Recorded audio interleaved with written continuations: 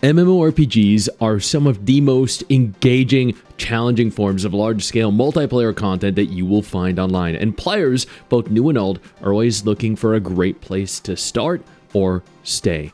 Having played literally every single MMORPG on the market, I wanted to take the time here to give my thoughts on the best free-to-play MMOs right now. This specifically means games like Final Fantasy XIV, Black Desert Online, The Elder Scrolls Online, and World of Warcraft will be excluded due to their recurring paid or outright purchase requirements. Now let's jump in. Albion Online is a full loot sandbox MMORPG focused on a player-driven economy.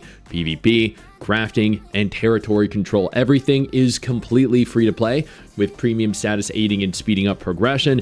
It can be incredibly hardcore and is definitely not for players that want something easy, something casual. It did launch exclusively on PC for a while, but it later expanded onto mobile and is now confirmed to be releasing onto console as well, further expanding the game's reach. I do want to note here, yes, it is available on mobile, but no, this is not a mobile MMO. I know a lot of PC MMO gamers dislike anything that has cross-platform functionality with mobile, but trust me, this released on PC first, and this is a PC MMO. Dungeons & Dragons Online is the purest tabletop D&D experience that you will find in MMO form. The game is very old. We're talking like 20 years old here, older than perhaps some of you.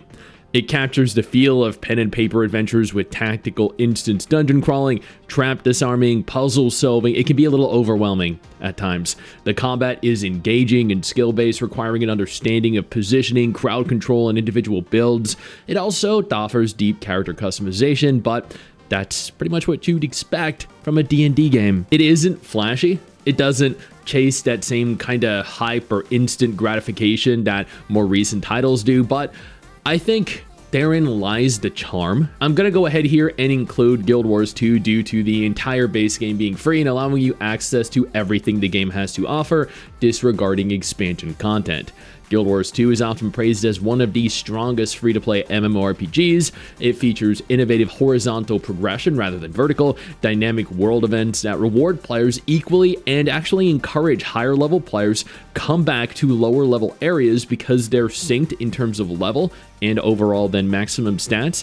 It features excellent combat, lots and lots of different mounts, and a mix of PvE and PvP. It's an incredibly casual-friendly game with a very active endgame and a lot of players playing Barbie dress up. A Guild Wars 3 game is theoretically in the works here, so I'm not sure what will ultimately happen to Guild Wars 2, given Guild Wars 1 is still actively being developed and is still online. I wouldn't say we have anything to worry about here, but for right now, this remains one of the best free-to-play MMOs that you will find.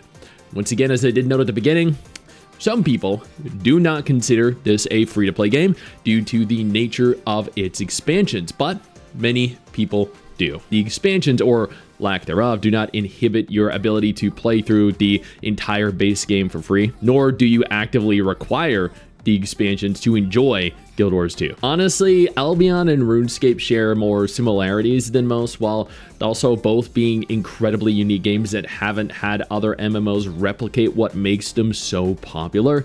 Old school RuneScape has continued to increase in active players the last couple of years, well, ever since it released. It's a classic point-and-click MMORPG with deep skill expression, quests, bosses. The core experience is entirely free, with optional memberships unlocking more content.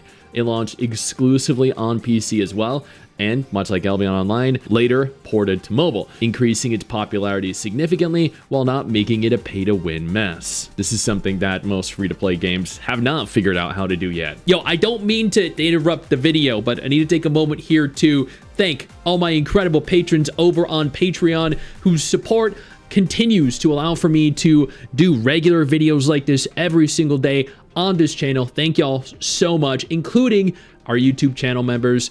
You guys mean the world to me. So do you guys as viewers as well. Now, without further ado, let's continue. If you loved any Star Trek TV series, The Next Generation, Andromeda, Deep Space Nine, even the OG Star Trek, you'll love this, as it lets you live out your inner wet nerd dream, allowing you to explore iconic planets, battle classic enemies, team up with absolute freaking legends, and command fleets of ships. It offers a different style of character customization in the way of officer abilities and builds, fleet features along with ground combat. The story is incredibly deep, expanding on the franchise's already extensive lore. Trust me, as a Trekkie myself, you're gonna love this one. Unless, of course, you prefer Star Wars, in which case, Star Wars The Old Republic is one of the most story-rich MMORPGs currently available. This game has exceptional class-based narratives. I think this is probably one of the only MMOs that have this style of narrative presentation in the form of class identity. It has NPC companions. It channels that typical BioWare style questing system, and it is set in the Star Wars universe. The base game and the early expansions are completely free, with a subscription unlocking more. This is one of the few MMOs that are both enjoyable solo or with a larger group of players.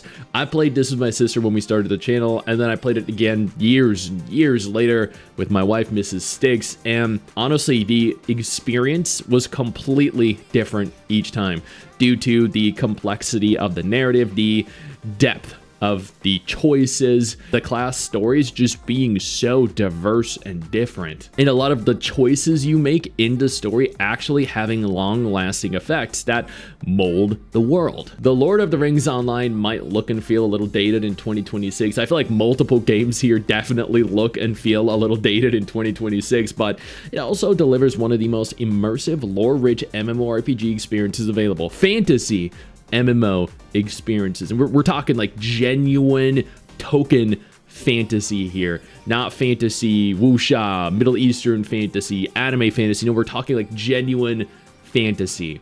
You step into Token's Middle Earth with an epic story that follows and expands on the books. The atmosphere, the music, the world building are entirely unmatched.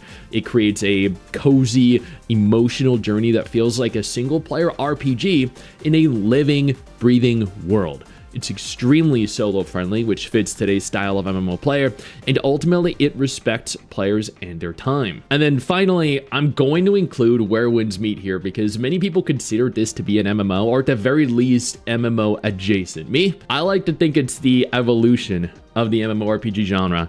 It features a stunning open-world wuxia experience. As someone that grew up in Perfect World International and Swordsman Online, this here is right up my alley. It features a beautiful, immersive ancient China filled with breathtaking landscapes, vertical exploration, real-time action combat that is fluid, stylish, and incorporates a full parry system, dodges, weapon combos. My wife, Mrs. Sticks, I think has poured over 1,000 hours into the game since it launched, or near enough to. It's completely free to play with no pay to win. Progress comes from playing, and the developers seem to be, for the most part, at present committed to keeping it fair, with cosmetics being the main driving force behind revenue. The world is enormous, solo-friendly, yet it's also very social when and where you want it to be, with cross-play compatibility between PC, PS5, and mobile. Some people may argue that Where Winds Meet is not an MMO, and you know what, that is totally fine, but many of us agree that it's more of an MMO at present than a lot of what has released in recent years. And there you have it. These right here.